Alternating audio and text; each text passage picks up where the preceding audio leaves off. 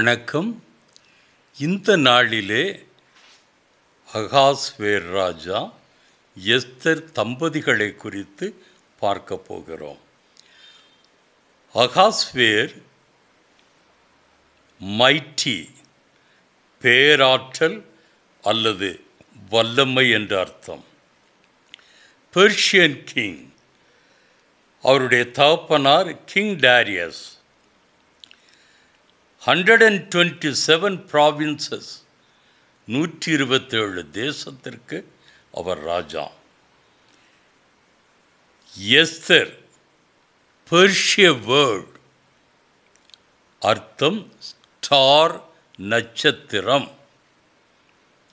எஸ்தருடைய Hebrew name தான் ஹட்ஷா, means evergreen fragrant leaf.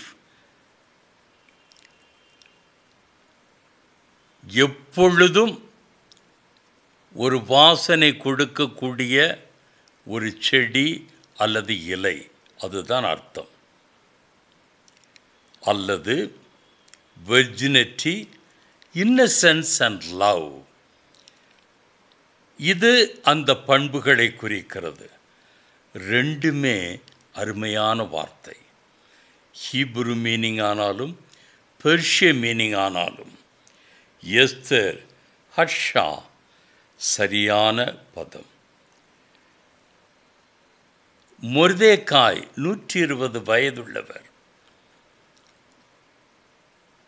தன்னுடைய சகோதரன் மகளை எடுத்து வளர்க்கிறார். அவர்கள் மரித்து விட்டார்கள். எஸ்தர் 2:17, ராஜா சகல ஸ்திரீகளை பார்க்கிலும் எஸ்தர் மேல் அன்பு வைத்தான். கிங் அகாஸ்வே லவ் எஸ்தர். கர்த்தர் எப்படி கிருபை செய்கிறார் பாருங்க. உங்களுடைய சரித்திரம் நன்றாக தெரியும். மகாராணியாக இருந்த வஸ்தியை சூழ்நிலை சம்பவத்தின் நிமித்தம் அனுப்பிவிட்டான். அந்த இடத்திற்கு ஒருத்தரை தெரிந்து கொள்ள வேண்டும். 127 தேசத்தில் அவன் தெரிந்து கொண்டு விரும்பினது எஸ்தர் என்ற யூத பெண்ணை.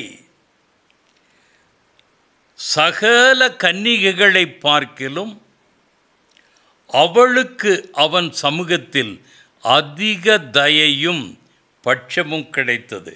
கிரேஸ் அண்ட் ஃபேவர், இதுதான் கர்த்தர் செய்வது. ஆகையால் அவன் ராஜ கிரீடத்தை அவள் சிரசின் மேல் வைத்து அவளை வஸ்தியின் ஸ்தானத்திலே பட்டத்து ஸ்திரியாக்கினான். He made her queen. 18வது வசனம். அப்பொழுது ராஜா தன்னுடைய எல்லா பிரபுக்களுக்கும் ஊழியக்காரருக்கும் எஸ்தரி நிமித்தம் ஒரு பெரிய விருந்து செய்து நாடுகளுக்கு சலக்கரணை உண்டாக்கி ராஜஸ்திதிக்கு தக்கதாக வெகுமானங்களை கொடுத்தான்.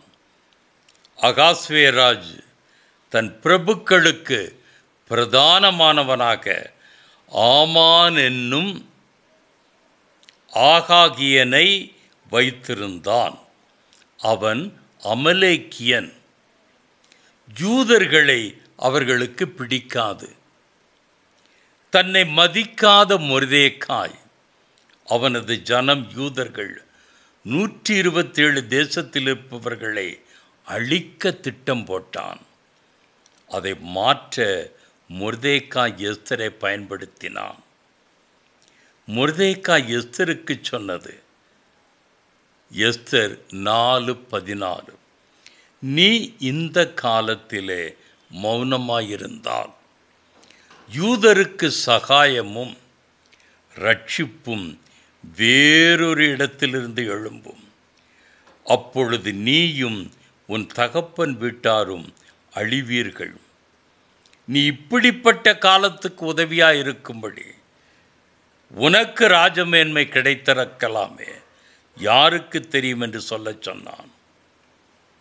எஸ்தர் 4:16, நீர் போய் சூசானில் இருக்கிற யூதரை எல்லாம் கூடிவரச் செய்து 3 நாள் அல்லும் பகலும் புசியாமலும் குடியாமலும் இருந்து எனக்காக உபவாசம் பண்ணுங்கள். நானும் என் தாதிமாரும் உபவாசம் பண்ணுவோம்.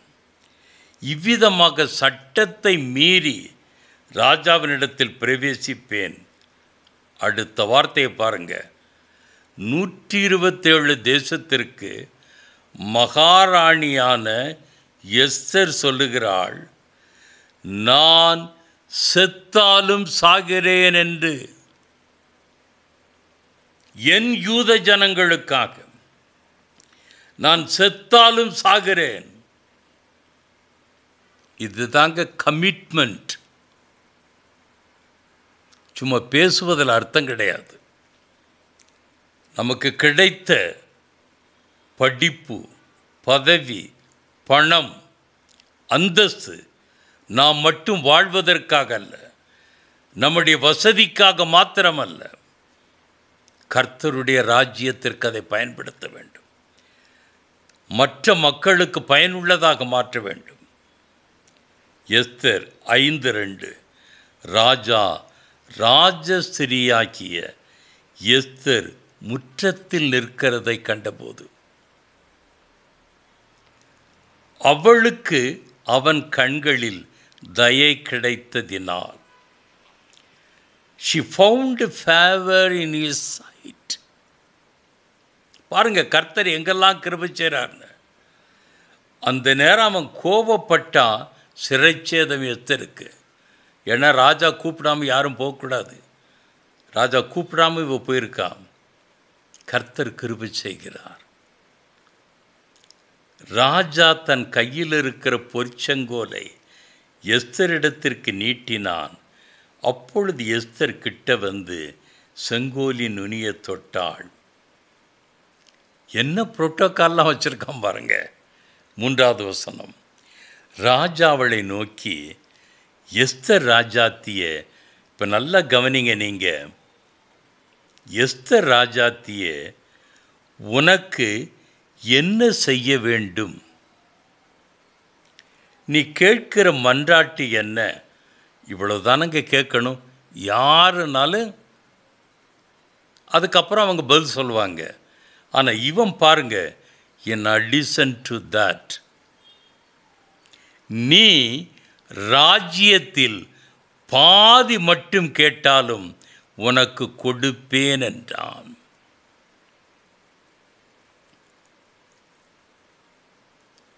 What do you wish, Queen Esther? What is your request? அதோடு நிறுத்தினா பரவாயில்ல. It shall be given to you up to all the kingdom. 127 தேசத்தில் பாதினா பாருங்க, 63 தேசத்தை உன் கையில் கொடுத்துருதேன். தனி மகாராணி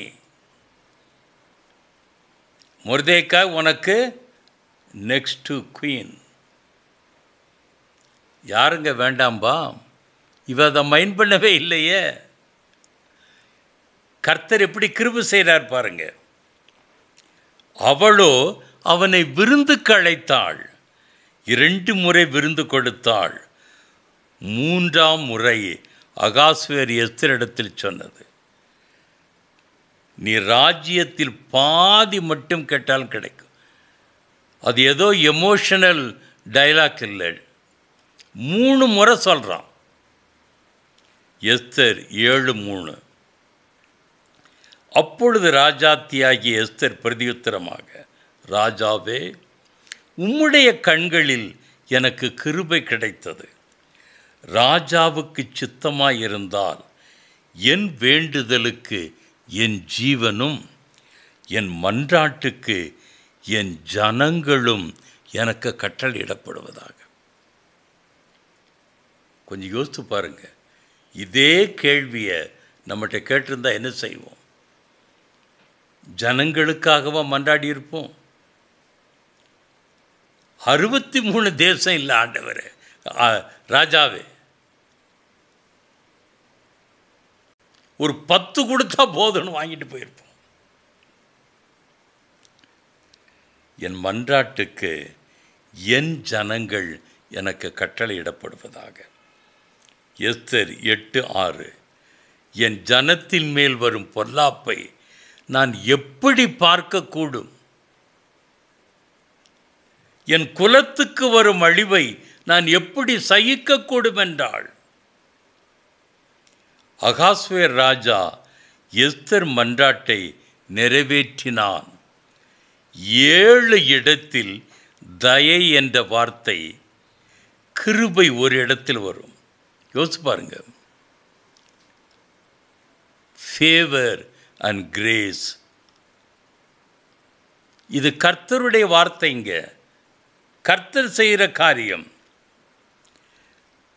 தேவன் கர்த்தர் என்ற வார்த்தை 10 அதிகாரத்தில் எழுதாவிட்டாலும் இவைகளெல்லாம் தேவனால் நடந்தது. அநேகர் சொல்வார்கள், எஸ்தர் புஸ்தகத்தில் தேவன் கர்த்தர் எழுதப்படணும். நாம் புரிந்து கொள்ள வேண்டும். உபவாசம் யாற்ற பண்ணுவாங்க, மன்றாட்டு ஜெபம் யாற்ற பண்ணுவாங்க, ரெட்டுடுத்தி யூதர்கள் எங்கே போய் உட்கார்ந்துருப்பாங்க, இதெல்லாம் கர்த்தர் செய்தது. கிருபை, கர்த்தருடைய கிருபை. எஸ்தர் புஸ்தகம் மேதிய பெர்சிய அரசாங்க நடவடிக்கை குறிப்புகளை வைத்து எழுதப்பட்டது. ஆகவே அது ஹிஸ்டாரிக்கல் ரெஃபரன்சஸ். தேவன் கர்த்தர் இடம்பெறவில்லை. எஸ்தர் தன் மகாராணி பதவியை தனக்காக, தன் தகப்பன் போன்ற மொர்தெகாய்க்காக பயன்படுத்தாமல் தன் யூத ஜனங்களுக்காக பயன்படுத்தினாள், ஜெயம் பெற்றாள். எஸ்தர் 9:2-29. யூதர் அகாஸ்வேரு ராஜாவின் சகல நாடுகளிலும் உள்ள பட்டணங்களிலே தங்களுக்கு பொல்லாப்பு வரப்பண்ண பார்த்தவர்கள் மேல் கைபோட கூடிக்கொண்டார்கள். ஒருவரும் அவர்களுக்கு முன்பாக நிற்கக்கூடாதிருந்தது. அவர்களை பற்றி சகல ஜனங்களுக்கும் பயமுண்டாயிற்று. பூரிமை குறித்து எழுதியிருக்கிற இந்த 2ஆம் நிருபத்தை 29வது வசனம்,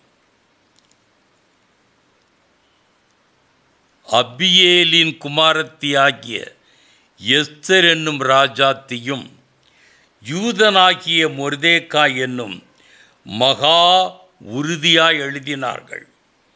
அந்நிய தேசத்தில் அழிவிலிருந்து யூதர்கள் காப்பாற்றப்பட்ட நாளை பூரீம் பண்டிகையாக இன்று வரைக்கு கொண்டாடி வருகிறார்கள். Feast of Purim every year February 28. நீங்கள் நெட்டில் போய் பாருங்கள்.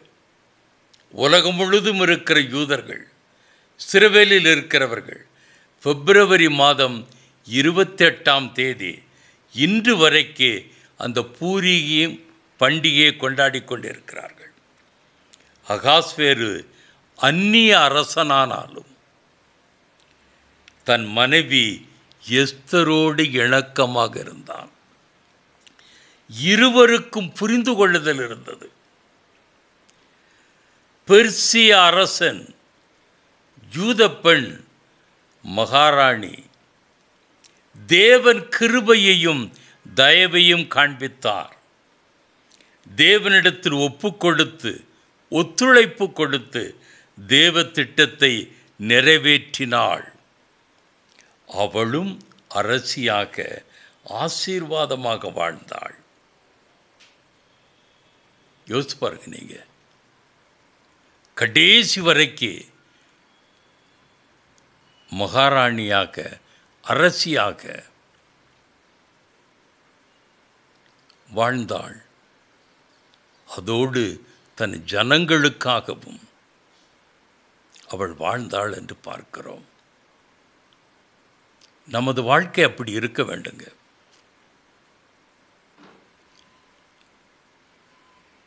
குடும்பமாக இயேசு கிறிஸ்துவுக்காக அர்ப்பணித்திருக்க வேண்டும்.